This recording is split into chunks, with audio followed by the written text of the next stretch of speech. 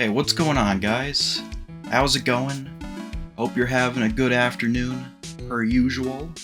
Tonight I have a pretty different video for you. As you can see, I'm here in person for the first time in, like over 2 years at this point. I started recording in my car just because I got birds. Might be able to hear them interject every once in a while there. That's okay. They're just chirping. They're having fun. You know, I don't want to scare you or anything, but there might be a bird like right behind this camera right now. I know. It's pretty scary. Otherwise, not much has changed in this room, as you can see. All the video game stuff is replaced with bird stuff. My laptop there. It's the same room. I'm the same guy. I haven't really changed much. Other than the fact that it's winter now, so I've got my homeless beaner cosplay going. Yeah, that's pretty cool. See this hat right here? That's a beaner. I'm a beaner now. Anyway, while my birds are chirping and hollering at me and all that jazz, I'm gonna make this segment short. We're doing kind of a weird video today because it's not new and original. We're going back through the years, back when I first started YouTube. We're gonna go through all my previous episodes. We're gonna do it in a seasonal format, so starting with season 1 would be every episode from 2019, and then we go to 2020. You get the idea. When I started this channel almost 6 years ago now, I was kind of just, a kid. My voice hadn't deepened at the time, and I had a lot of free time. And I'm like, let's make a YouTube channel, I don't really know anyone who likes retro games, so let's go out there and maybe I can make some friends and make some cool videos. And ever since then, I thought my old videos were pretty bad. Every creator, I think, believes that at some point about their first few videos. Well, anyway, after going back and looking through my old videos, I kind of love them. And it sounds narcissistic to say that, because I'm the creator of these videos, but I was just so weird back then. I was very off the cuff, just out of pocket, random remarks. There was this one point in one of the videos, and I don't know. Just listen to this. If you want a game that perfectly represents the faster processor on the Genesis, pick up Sonic 2. And no porn. I'm talking about Sonic the Hedgehog 2. What is this line? Where did this come from? Porn? What? It made no sense. Also, back then I was really hard on myself for some reason, even though everyone starts somewhere. But at the time I was always poking fun at myself. I could call myself a fat fuck, and I used the Windows 10 photo editor. And I put in there that I used it and it was for pathetic people. It's just I was so hard on myself. I don't know why. I like my old videos now, so why was I so hard on myself? But at the time, I like to make fun of myself. I wasn't, super self-conscious, or I didn't hate myself or anything. I just thought it was funny to make fun of myself. Sometimes I still do it nowadays, to be honest. But yeah, we're gonna look at my oldest videos. Season 1, we're going to start with the NES Advantage. That's my first video. So, I hope you enjoy. I'll see you in another week and a half. We'll do, Season 2. Yeah. I'll catch you guys later. Hey everyone. I decided to pick up a controller called the NES Advantage. It was meant to simulate the arcade experience on a home console with a big-ass joystick and buttons. I'd say it did a fairly good job. Obviously, it's not ideal for side-scrollers like Mario or Mega Man, but shines when it comes to arcade ports like Jackal or shoot-em-ups like 1942 or 1943. Since most of my NES library consists of action side-scrollers, the NES Advantage has become my Jackal controller, although I'm sure this will change. Before I list some flaws, I would like to talk about the cool little features this thing has. Like the NES Max, this thing has turbo buttons, but now it has a dial that channels how fast the button is pressed. It also has a slow button, which simulates a slow motion effect by pausing and unpausing the game quickly. Sadly, it doesn't work for a lot of games.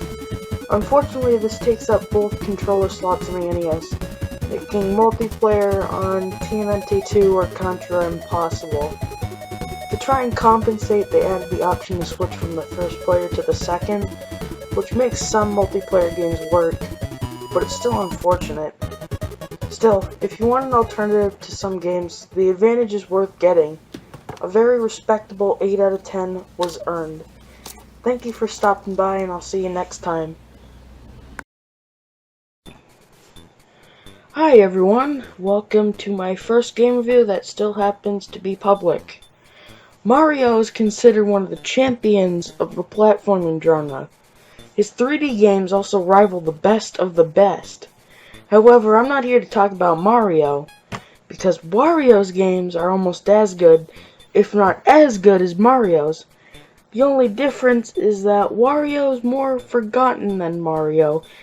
He does make appearances in Mario spin-offs, but his own games aren't as remembered as, say, Super Mario World.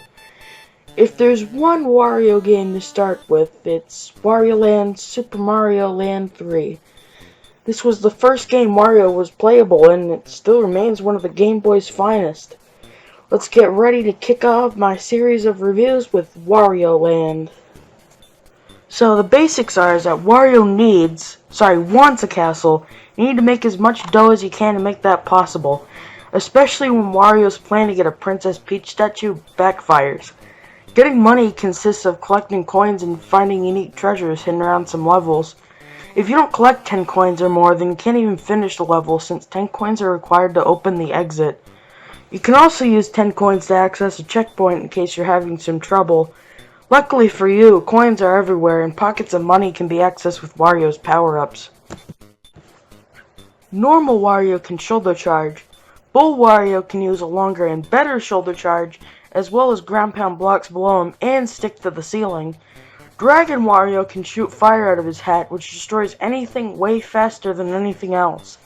And Jet Wario can shoulder charge faster and longer than any other. It also makes Wario faster. Getting hit with any power-up on reduces Wario to the pile of shit known as Small Wario. He can't do anything but jump, pick up enemies, and do the high jump. Another hit in this form results in a death. Lose all your lives and your total coin count gets halved. Replenishing lives is pretty easy.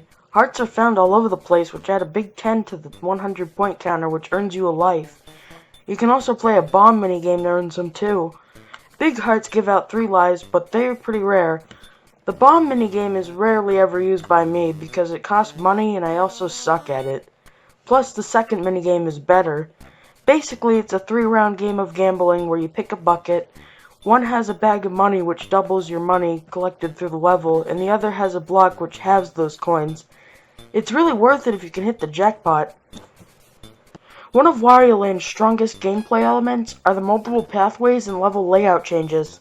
There's a level in Mount Teapot which has a hidden exit which leads to a whole new world, which is also required to get all the treasures, like this golden whale, or a football. What the hell?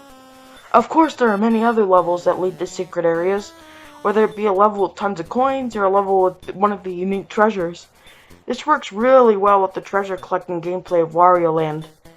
Like I mentioned before, some levels change when an action is done, like a lake being drained in Parsley Woods.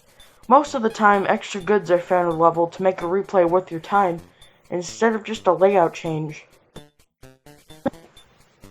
Wow, so far I'm not finding many things wrong here. The concept is great, the power-ups are balanced, and the level design is also great. I really need to dig around for some flaws here. Well, first of all, I would have preferred a more non-linear design structure. Sometimes it can be non-linear, but it's seldom, and I think the design works better. Luckily, this was incorporated in the sequels. Good.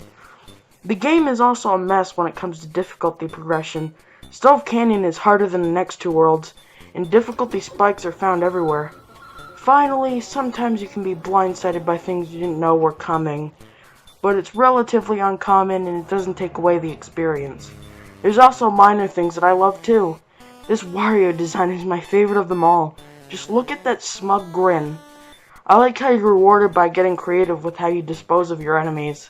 Like how you get 10 coins by crushing this guy with a thwomp.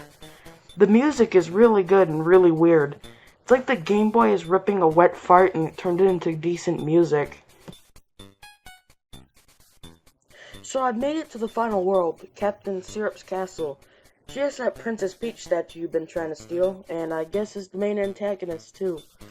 The final level consists of bouncing on blocks and dodging fireballs. There's also our first mini-boss. He's pretty pathetic. A pretty easy level so far. Once you reach Syrup's room, she summons a genie and demands him to kill you. He's pretty tricky the first time, but once you know what to do, it's a piece of cake. The genie is defeated and the Peach statue is exposed. Unfortunately, Mario comes over and takes it back, leaving Wario for dead. Wario fortunately has that genie to give him his castle, but the genie needs money. The final point I want to talk about are the multiple endings. Every piece of treasure you collected is tallied up for an ending. This is why the hidden treasures are important. That goddamn football you collected is actually important for the best ending. The worst ending is the birdhouse. Next is the tree stump, then a log cabin, then I don't know what that is, house, then a nice castle, and finally, if you max out the coin counter, a planet. I don't think $100,000 is worth a planet, but I'll roll with it. Wario Land is my absolute favorite Game Boy game. The good easily makes up for the little bad in it. The concept is so refreshing for a Mario game. We can all cherish the Mario Bros who did good just to be good, but a game where the only goal is to relax and collect some money is a nice change for once. A 9.2 is Wario Land's final score. If you're a fan of Mario or Wario, you must play this game. Thank you for watching, everyone. I had a lot of fun making this video. Compliments are appreciated in the comments, but I encourage to list some criticisms as well. We all have to start somewhere. I'll see you again in the next video. Bye.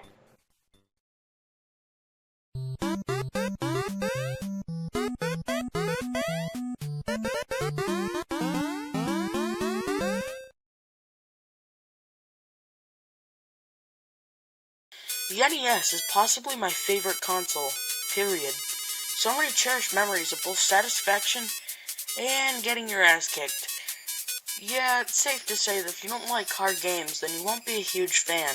But if you are, then here are my top 10 games on the system that I can personally recommend to you.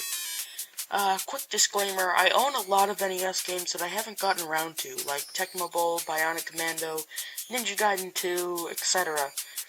But before we get started, let's look at some nominees. Mega Man 4 was a glorious title for the Mega Man series. It easily had the best weapons and graphics in the series for me. It is often left in the dust. Next is Final Fantasy, and is one of the only games in the series that I like. And I really like it. The only reason it's not on the list is because a ton of stuff doesn't work, and unless you Google search, there's no way of telling you wasted your money or not.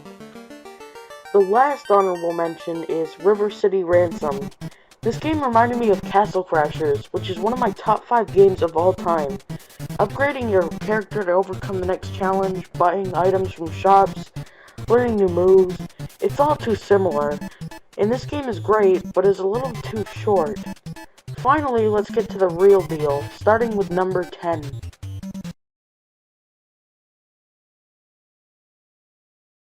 Double Dragon 2 remains as my favorite in the series, let alone the trilogy on the NES. The moves are satisfying while remaining relatively easy to pull off. It added multiplayer, while remaining fun on those common cases where I'm playing alone. Even though I've never beaten it due to its intense difficulty, I still have fun every time. However, chances are that if you own an NES Classic, you know exactly what I'm talking about.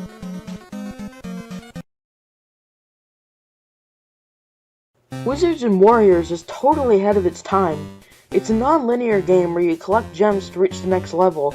opening chests with different colored keys along the way.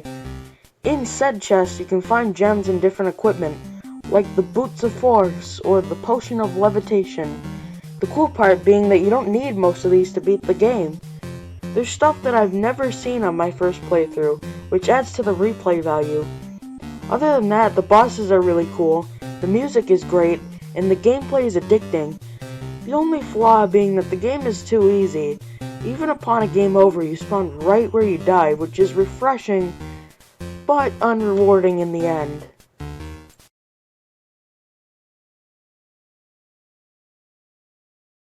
Imagine taking Wizards and Warriors' non-linear gameplay and multiplying it to its full potential. You get Metroid, one of the pioneers for the later Metroidvania genre. The abilities are really fun and useful, like the screw attack and the wave beam. Secrets are everywhere, and you will never go unrewarded. The final boss is one of the best on the system, and the locations are creepy and atmospheric, which the music just adds to. Besides the unfortunate flaw being cryptic and no map, this is a game you must play, especially if you love Symphony of the Night and or Metroid's 16-bit sequel. A few months ago, I had no interest in playing puzzle games. This changed when I played Wario's Woods, which also sits as my favorite puzzle game. Yes, better than Tetris and Dr. Mario. Basically, the goal is to drop bombs on monsters with the same color as the bomb, avoiding Wario from replacing Birdo. Wario drops both bombs and enemies and lowers the vertical playing field. This continues the addictive nature of these puzzle games and has a neat complexity which makes it a blast to replay. The multiplayer is also supposed to be amazing, but I have nobody to play it with, so excuse me on that. Even though the SNES version is slightly better, it's still worth a buy, especially with the relatively low price.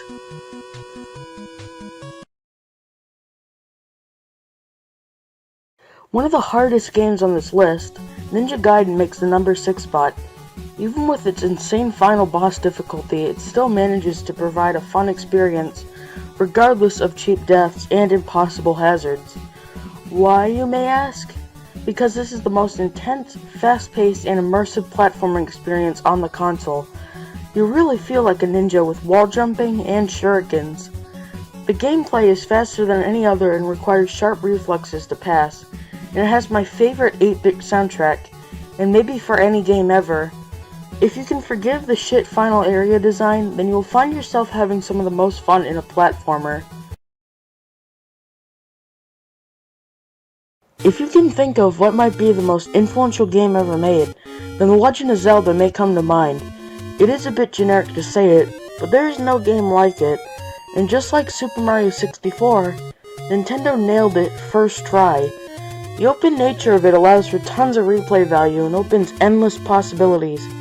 You want to do Dungeon 3 first? Go ahead. You want to get a pile of heart containers first as well? That works too. Or you can go with nothing. Not even the sword. Powerful loot is found everywhere and has multiple purposes, instead of just a one-and-done item like some other Zelda games. If you want to play one of the best action-adventure games ever made, try this one. Kirby's Adventure has arguably the most personality in any game ever. Not only is the gameplay exciting and unique by adding the ability to copy enemies' powers, but the graphics are some of the best for any 8-bit game ever, even rivaling Shovel Knight, which was released 20 years later. The levels are some of the most refreshing compared to the usual schlock put out in the games today, like Super Mario Bros. U's generic plains, desert, snow type shit. This game also has some of it, but it mixes it up, like the Orange Ocean transitioning into a frozen wasteland. There's also a world which is just a really tall building. The final boss is wonderful, and comparable to some of the best like previously mentioned Metroid and Castlevania 3's. Speaking of which... Yeah, this is a little obvious, but I honestly believe that Castlevania 3 is better than Kirby's Adventure and Zelda. Yes, it's way too hard, but bafflingly I keep playing. Maybe it's the second best soundtrack on the NES, or those badass sub-weapons that keep me playing. Usually I can never play hard games for more than 30 minutes at a time, but I sat there for almost 4 hours straight beating the final 2 stages. You do not even know how much of my sanity I lost before I beat this game, but it was worth every minute. Seriously, I encourage you to play through this game and see for yourself how amazing it is. It is nearly flawless. Okay, maybe that's overkill, and if you're a casual gamer, you will fucking hate this game. I really loved Mega Man 2. It is a really cliche pick, and Castlevania 3 might be slightly better arguably, but this game has one edge over Castlevania 3. It's not impossible! Trust me, I think Castlevania 3 is a close masterpiece, but I need to be in a certain mood to get my ass kicked the way that game did. Mega Man 2 is a near opposite. It's a little bit too easy, but it's also not Wizards and Warriors. It manages to be fun throughout. The Robot Masters and their weapons were done better in other games, but they're also done way worse. Goddamn Mega Man 5. The music is the best in the series in my opinion. It also has a way better edge and replay value. I usually find myself playing this every month. It also has more memorable moments. Remember the dragon? Or when Wily turned into a damn alien? Or that kick-ass ending?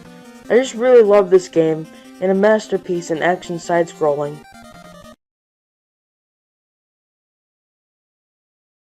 Yup, it's Super Mario Bros. 3. Sometimes you just need to go with the popular opinion.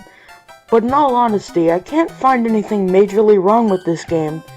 I could say the difficulty balancing, but really, who gives a shit?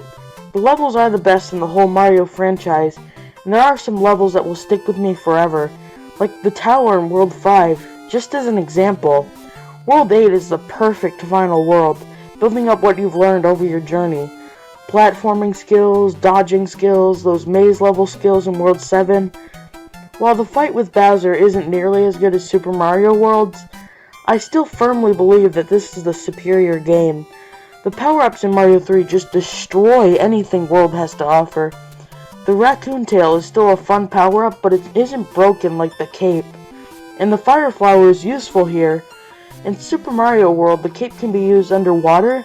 In Mario 3, the raccoon tail is useless in water levels, making the fire flower beneficial. And the fire flower in Mario 3 is a lot more efficient at killing enemies. Also, Mario 3 is longer, has a more interesting world map, arguably better soundtrack, and more enemies. I love Super Mario World, but it felt like a step back. Mario 3 isn't my favorite game, but it is probably the best game ever made.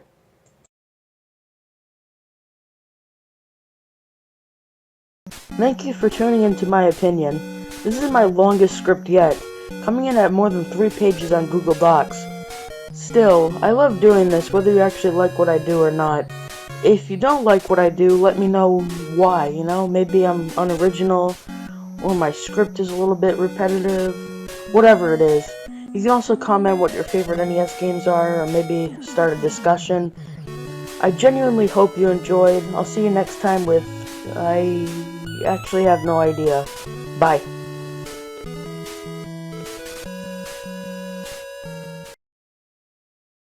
Hey everyone, so I went to my local game store last night and I got Batman, the NES one. Maybe so far, I'll let you know how it is. It's pretty good. I played it last night for a little bit, and then tonight I played up to stage 4.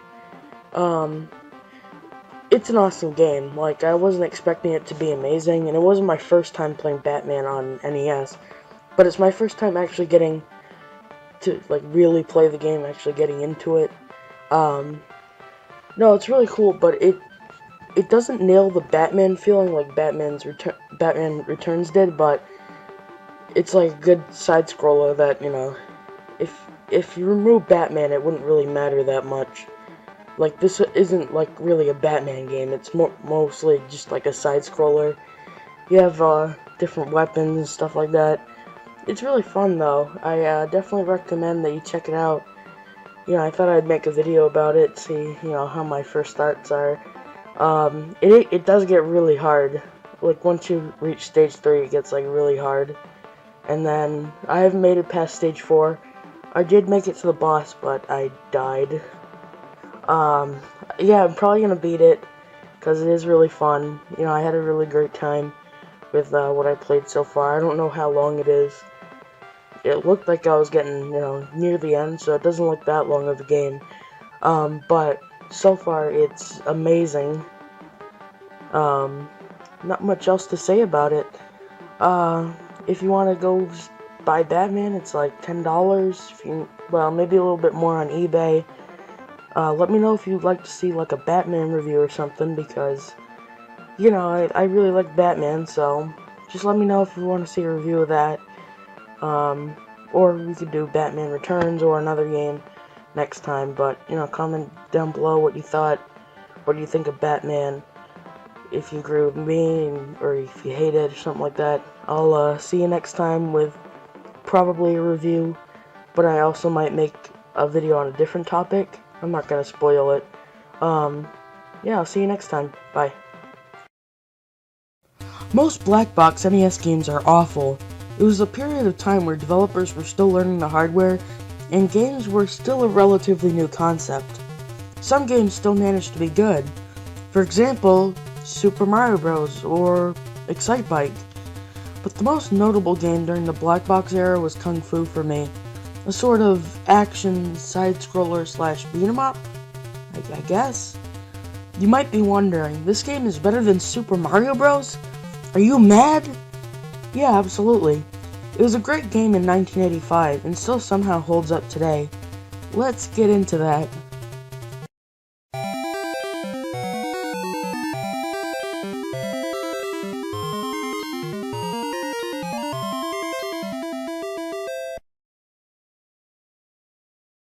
So you go around as this guy named Thomas, trying to save this game's damsel in distress, Sylvia. You're in this building with 5 floors, kicking these guys with purple hair, and these little shits called Tom-Toms. Floors 2 and 4 mix things up with unique enemies, like some bugs and pots with snakes and dragons in them. At the end of a level, a boss shows up. You can kill them swiftly and with ease, but they can do the same, so you need to be careful. That's pretty much it. After you beat the game, it repeats until you get a game over, getting more difficult every time. And why do I think this is better than Super Mario Bros? First of all, I don't think the control in Super Mario Bros. Is aging like fine wine. It feels a bit awkward. In Kung Fu, the control is simpler, making it easier to get it right. Also, while Kung Fu's bosses aren't amazing or anything, they are miles better than Mario's. I know Bowser is an iconic villain, but these Bowser fights in the original are awful. Can you jump? You beat Bowser. Can you spare one hit? You beat Bowser. There's just no strategy. In Kung Fu, you need to plan attacks when the opponent is caught off guard, and keep your distance. Thirdly, I just find it to be more addicting. I just like beating the crap out of guys. Sometimes simpler is better. Overall, Kung Fu is good if you're looking for a brief but fun beat-em-up. The replay value is also pretty good for me. While not top 10 worthy, an 8.3 is pretty damn good for a black box title. Sorry for the short review. I wanted to put something out fast to keep the flow of videos coming at a relatively fast pace. Kung Fu is kind of the perfect candidate, since there's not much to talk about. Thank you for watching. Leave video ideas, criticisms, and compliments in the comments. Enjoy the rest of your day. Bye. Hey everyone. So today I got a new game in my collection. This time it's Tetris 2, which I honestly thought was just going to be Tetris with maybe a new game mode or something new, but it's entirely different. Like, it's more of Dr. Mario than anything. Do I like it? No, I really don't. Not that much anyway. I mean, I think it's fine, but it can get really tedious. Like, not that far in it gets tedious, and that's kind of hard to forgive. I mean, the original Tetris isn't tedious. so it kind of makes the sequel like a lot worse than what Tetris already was. But it's alright. Not much really to say about it. It's basically Dr. Mario, but with Tetris blocks. And I haven't even played Dr. Mario, so I've seen it. I've seen Dr. Mario, and it looks very similar. And I may have played it once, but I don't know. I don't really remember it. Tetris 2, though, very okay game. It's fine enough. But if you can't get rid of the blocks that you're supposed to destroy to move on to the next round fast enough, then stuff piles up and it takes forever to get to destroy the block, so you might as well restart and do it all over again. Yeah, as of right now, I give it a 6 out of 10. Let's see, about that Batman review, I said it was going to come out this week, but I don't know yet. My phone fell in the toilet the other day, and actually no, that was yesterday on Easter. It fell in the toilet, and now it doesn't work. It's in a bag of rice right now, but, well, I guess we'll see. But for now, I'm using my iPad, which it has a very bad camera quality, and I really don't want to use that. So maybe I can get an emulator or something there to play Batman on, so I can record the screen. That's kind of what I wanted to do for a little while, but that's kind of pushed back a little bit. We'll see about next week, maybe this week. But yeah, if you want to get Tetris 2, it's pretty cheap, but I don't really recommend it that much. For the cheap price, it isn't bad, but as of right now, it's really tedious, and I'm not planning on doing a review of it right now because I have other projects that I'm working on. So yeah, I'll see you next time with the Batman review, probably, but who knows what's gonna happen with that. Thanks. Bye.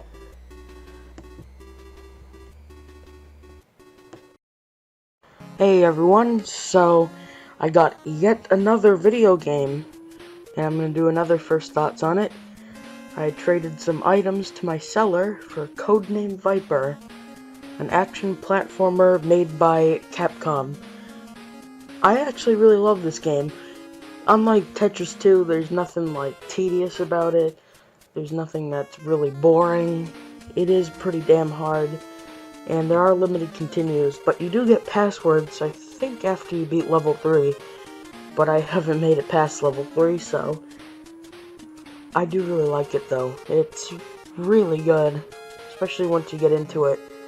You got a pistol with limited bullets, which might come off as a bad thing, but I actually kind of like that.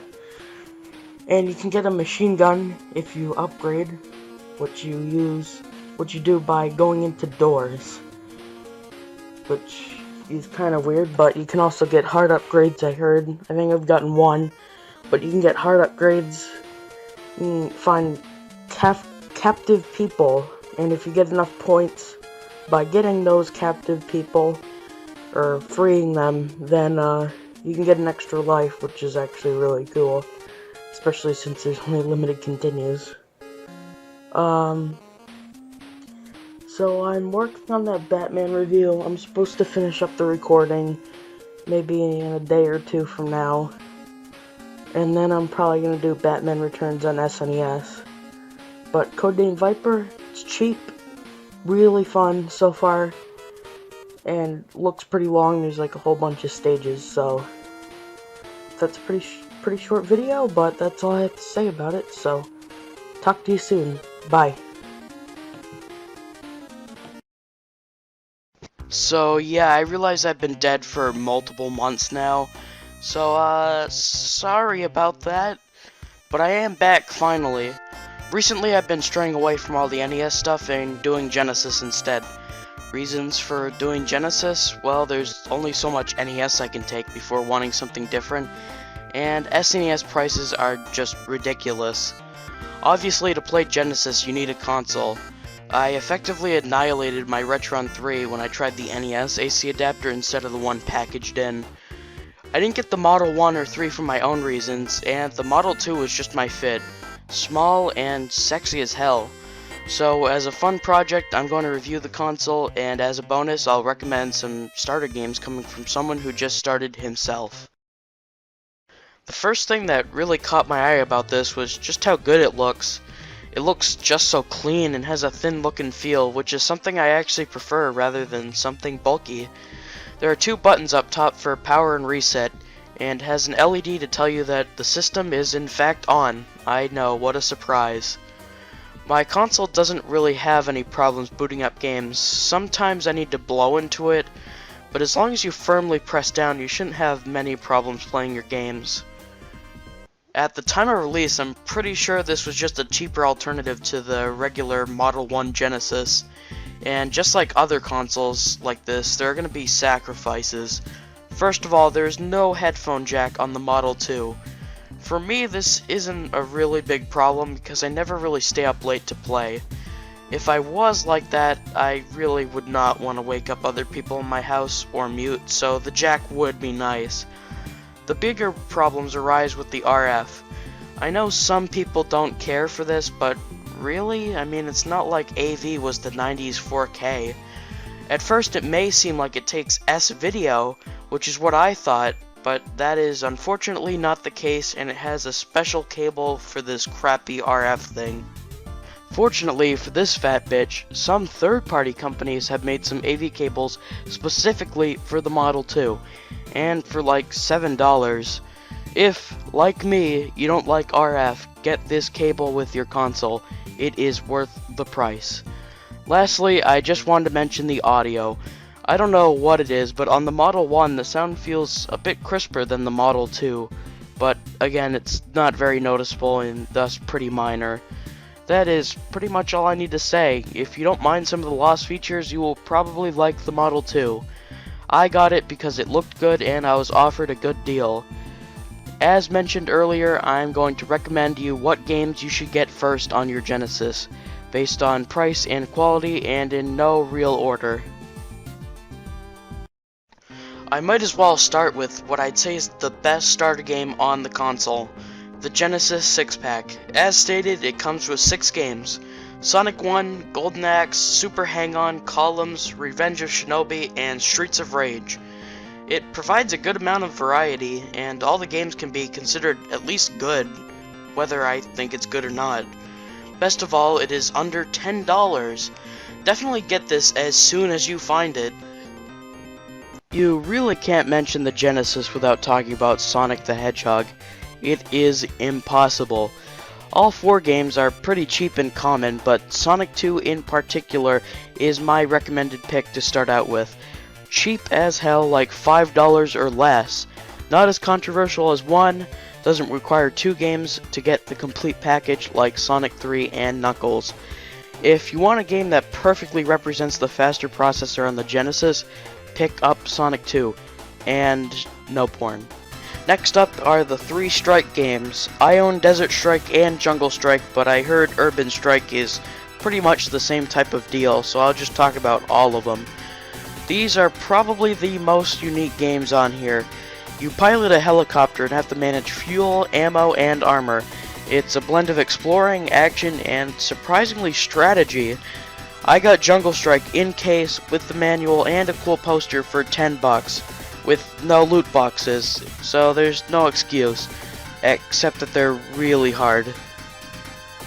Street Fighter 2, I mean, what do I say? It's Street Fighter. You Hadouken, you punch, you get absolutely shit on by M. Bison, Guile looks like he's been lobotomized, the whole shebang. Go play. Finally, we've got Aladdin. One of the best games on the system, I might add. Believe it or not, I've never seen the movie, but I still enjoy this video game, though I have no clue what is going on. Any game that has swords gains at least a little bit of awesomeness in my opinion. But it's not just the sword that gives this game its supreme title. I mean, what about the stunning animation and music, or the good but I guess not great level design? If you vouch for the word fun, you will probably like Aladdin on Sega Genesis. I mean, it's the game that guarantees most people watching at least a decent time. And with that, my list is finished. There were some games I did not mention, but whether the game was too expensive, too mixed, or both, I did not include it. When you're done getting these games, you might want to go on to get Ghouls and Ghosts and the Shinobi games, since those are also must-haves, just not quite as cheap. In terms of the Model 2 Genesis, I would say get the Model 1 if you can, and get the Model 2 either as a collector's item or a slightly worse alternative, but still pretty great, and make sure to use the right AC adapter. If you have any other games you want to mention or points about the Model 2 Sega Genesis, put it below. If you liked my video, you can leave a like or a dislike for the sake of a dislike. Either way is good. Toodaloo, folks!